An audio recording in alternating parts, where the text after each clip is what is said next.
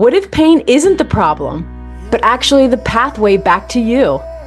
You're listening to The Leadership Wound, From Pain to Permission.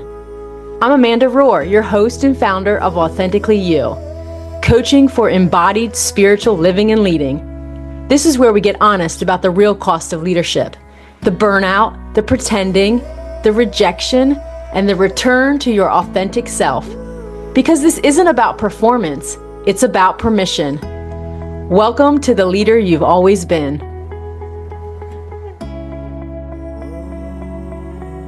I came to the truth that I can't unsee, and that is the most powerful transformation doesn't begin with a strategy. It begins with a thought. Because life is far too short to live stuck in spirals of fear, self-doubt, or worrying about what others think of you. You're not responsible for managing anyone else's opinions.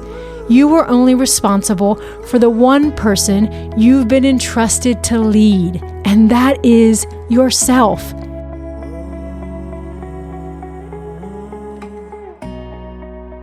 Hey friends, welcome back to The Leadership Wound. I'm your host, Amanda Rohr, coach, leader, pastor, and fellow traveler in the work of healing the unseen cost of leadership.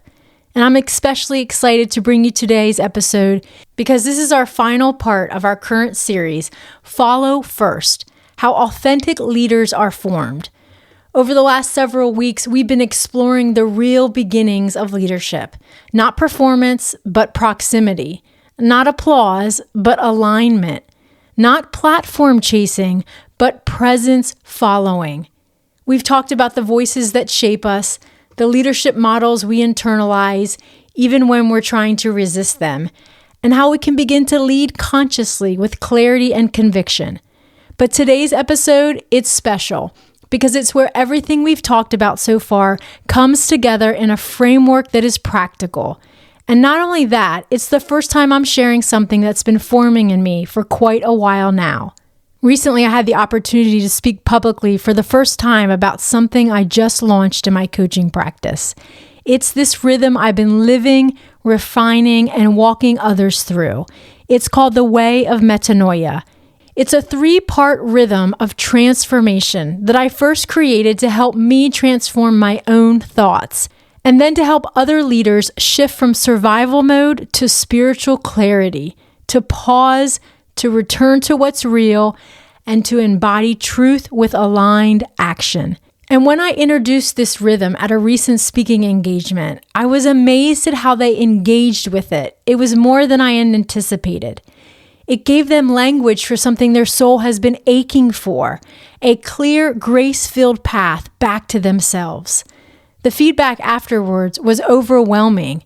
People naming how simple yet profound this thing was, how deeply they resonated with it, how much they longed for a sustainable, embodied way to realign their inner life with how they actually wanted to live and lead. Because let's be honest, we're all humans. We have a knack for making things more complicated than they really need to be. We run ourselves ragged chasing results. We spiral in fear and self-doubt or anxiety or overthinking. We try to hold it together on the outside while quietly unraveling in the inside. And somewhere along the way, we lose our clarity, our grounding, and even ourselves. And that's why I created the Way of Metanoia, to help people like you and me come home to what really, truly matters. At its core, the Way of Metanoia is a simple but profound rhythm of transformation. It's for everyday humans like you and me who desire to be intentional with their living and leading. At some point, any one of us has been stuck in our heads, overanalyzing everything, or maybe paralyzed by self-doubt, or emotionally exhausted, caring more than we intended to, disconnected from God, ourselves, or our sense of purpose. Perhaps you've been reacting from pressure instead of responding from peace, or living out of habit instead of intention. Or what about quietly wondering, when do I get to just be me? If any of those resonates with you, you are in the right place. You're in good company because transformation doesn't start with hustle or more motivation. It starts with a shift in how you think. And this rhythm of pause, return, embody gives you the structure, language, and grace to make the shift. The word metanoia comes from two Greek words, meta, meaning change or transformation, and noia, meaning mind or way of thinking. So it literally means a change of mind, but not just any change. It's a reorientation, a turning away from something, a distortion of ourselves or performance, that which is not true of our true self. And it's a returning to what is true, grounded and whole, our authentic self. After walking through my own season of burnout, betrayal, and some brave new beginnings, I came to the truth that I can't unsee, and that is the most powerful transformation doesn't begin with a strategy. It begins with a thought. Because life is far too short to live stuck in spirals of fear, self-doubt, or worrying about what others think of you. You're not responsible for managing anyone else's opinions. You are only responsible for the one person you've been entrusted to lead, and that is yourself. And that realization that your thoughts shape your life became the foundation for the Way of Metanoia. So let's walk through each rhythm together. The first movement is this, to pause. Pause for a moment. To pause is to stop mid-stride and take stock of what's happening inside. It's a sacred moment where we choose awareness over autopilot. But here's what I've heard over and over from those I've shared this with. We're not good at this. We're bad at taking time to pause. We don't allow ourselves to empty. We're afraid to write down what's really swirling in our mind or say it out loud with someone we trust. But those thoughts, whether we acknowledge them, are still running behind the scenes. And if we never pause to bring them to light, we'll keep being led by those stories, even though we don't even realize we're believing them. When you take a moment to pause, ask yourself these questions. What are my feelings at this very moment and the thought behind them? What am I believing right now that might not be true? Or what fear or assumption is driving my behavior? Where am I reacting instead of responding? Remember, the pause is sacred. It's not wasted time, no matter how much your brain tries to tell you. It's the beginning of every wise step forward, and it is well worth the investment. So take the moment, pause. The second movement is to return. Return to your true self. When most people hear return, they tend to think or fixate on what they're turning from, the failure, the sin, the mistake, the misstep. But that's not the point in this movement. The real invitation is to ask, what am I turning toward? Return is not about shame. It's about compassionate curiosity. It's about saying, where and when did I get off track? What am I doing or thinking? What led up to it? And then quickly moving towards the invitation to turn away from it. Because what matters the most in this moment is focusing on what matters the most. And what truth do I want to live and lead from again? The past is the past, but the future is ahead. And as humans, we can get caught up in shame, condemnation, and never move on to receive the actual gift of the return. The return is a gift. It's offered to each one of us over and over, and yes, over again. There are no limits on how many times we can return. It's where the grace meets you mid-stride and says, you don't have to keep going that way. wisdom actually would tell you not to. So let's turn back to what we know to be true and authentic to how God has created us to flourish. This doesn't mean it is a license to keep doing what we know is wrong without consequence or injury to ourselves and others, because our choices do set us up on a trajectory. But the good news is that when we recognize we're on the wrong path, we are given the gift of return to course correct. So as you set yourself up to return, ask yourself these questions.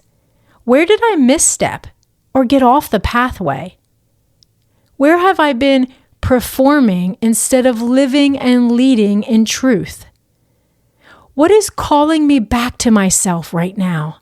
What's the invitation I've been given? And what grace is available to me in this moment? And lastly, the movement towards embodiment. Embody with aligned action. Bring the invisible into the visible. This is where we bring the invisible truth, our beliefs, into the visible, where our thoughts become flesh, where belief becomes behavior, and where alignment leads to action. Now, your brain will try to trick you into thinking that this action, this next step, it needs to be big and massive and dramatic and show instantaneous transformation. We try to turn the Titanic overnight, but sustainable transformation isn't built overnight. It is built through small shifts, tiny movements of saying yes to our belief, our new thought, and making it real, which is actually embodiment. Just like James Clear says in Atomic Habits, tiny changes lead to remarkable results.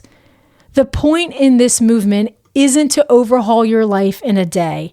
It's to bring one thing, one truth, one value, one priority into motion. And as you seek to bring your return into the realm of visibility, ask yourself these questions. What is one small action that I can take today to align myself with who I want to be, to the fact of who God says I am as a child of God, a son or daughter of the King? How can I bring this belief into my behavior today? Or what does faithfulness look like in this next step? These three movements of pause, return, and embody is a sacred rhythm. And over time, that consistent rhythm will lead to lasting and sustainable change. I know it works because I use it myself. I created the Way of Metanoia first for myself because I needed it. Everything I shared with you today is something that I actually practice in my own life. It's not just a nice idea or a helpful framework. It's a powerful rhythm of transformation available to each and every one of us, but only when we actually begin to work with it. Because change doesn't happen just by listening to a podcast or reading a book about neuroscience or even by hearing someone else say, change your thoughts, change your life. It happens when you actually begin to notice your own thoughts. Ask where they came from, challenge them compassionately, and replace them with truth. From my experience and from walking alongside of others, I've learned that this kind of inner work is best done in a container of safety and accountability. A space where you can get real honest, where you're not just learning about transformation, but you're actually experiencing it in real time with what is actually going on in your life. And I have to be honest, far too few of people are willing to do this kind of work because it takes time, dedication, and a willingness to be radically self-aware of what's going on internally, because no one else can do the work for you. But if you want to live and lead authentically, this is necessary work. Heck, if you want to live and lead the abundant life that Jesus promised to us, it is this work that is not optional. That's why I built a brand new 12-week coaching package around the Way of Metanoia, so people like you can stop spiraling and start healing, so you can shift out of reaction and into response. And finally come home to the person that you've been desiring to be, the person who is and feels aligned, peaceful, and whole. If that sounds like you and your soul is just craving this, I'd love to invite you to explore more at my website, authenticleadershipcollective.com. There you'll find a full overview of all of my coaching packages, especially this brand new one, the Way of Metanoia. There's also free resources like a morning meditation and other things that'll help you lead and live authentically. And also details about my new Authentic Leadership Collective, an in-person space I've just created for those intentional about living and leading. Whether you decide to walk this journey with me or someone else, please don't try to do it alone on your own. Because the truth is, transformation does not happen in isolation. It happens in relationship, in reflection. It happens in the pause, the return, and the embodiment that rewires how you live and lead. And you don't have to wait until you've got it all figured out. You just have to take the next small step. So if you're ready, I'd love to support you. You can book a free 30-minute growth plan consult today, and we'll explore what it could look like to move from stuck to steady, from spiraling to grounded, from burned out to finally breathing again. Because there is another way. Until next time, lead like you.